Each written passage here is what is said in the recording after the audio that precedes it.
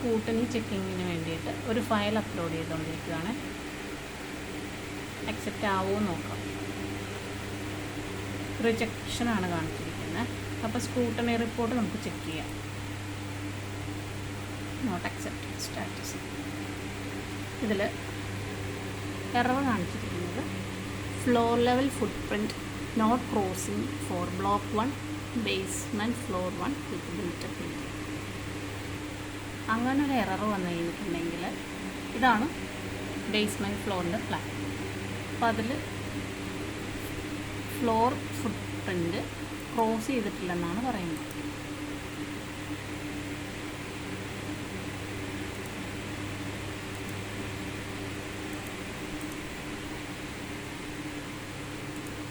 ഇതിൽ ഇതുണ്ട്, ഇത് ഈ ബ്രൗൺ കളർ ബിൽറ്റപ്പ് ഏരിയയുടെ ലൈനാണ്. ഇത് ഫുട് പ്രിൻറ്റിൻ്റെ ഫ്ലോർ ലെവൽ ഫുട് പ്രിൻറ്റ്. ഇതിൽ ഈ ബ്രൗൺ കളർ ബിൽറ്റപ്പ് ഏരിയ, ഈ ബിൽറ്റപ്പ് ഏരിയ ഈ ഫുട് പ്രിൻറ്റുമായിട്ട് ജോയിൻ ചെയ്യുന്ന അവിടെ ഒരു വെർട്ടെക്സ് ഇല്ല. അപ്പോൾ ഈ എറർ മാറണമെങ്കിൽ ഈ ഫുട് പ്രിൻറ്റും ആയിട്ട് ഈ ബിൽറ്റപ്പ് ഏരിയയുടെ ലൈൻ ജോയിൻ ചെയ്യുന്ന അവിടെ ഒരു വെർട്ടെക്സ് ആഡ് ചെയ്ത് കൊടുക്കണം.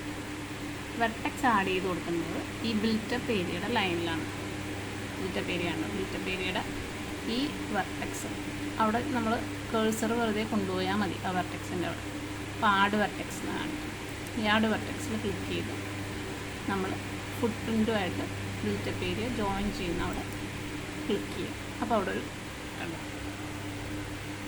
അവിടെ ഒരു വെർട്ടെക്സ് കിട്ടി നമുക്ക്. ഇനി നമുക്ക് ഈ ഫയൽ ഒന്നുകൂടെ അപ്ലോഡ് ചെയ്ത് നോക്കാം എറർ മാറിയോ എന്നുള്ളത്. സ്കൂട്ടനി ചെക്കിങ്ങിൻ്റെ പേജ് എടുത്തു, ഫയൽ അപ്ലോഡ് ചെയ്യാം. കറക്റ്റ് ചെയ്ത ഫയൽ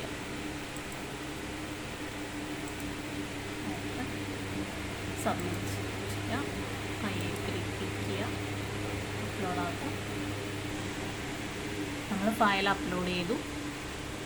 ഫയൽ ഇപ്പോൾ അക്സെപ്റ്റഡ് ആയിട്ടുണ്ട്.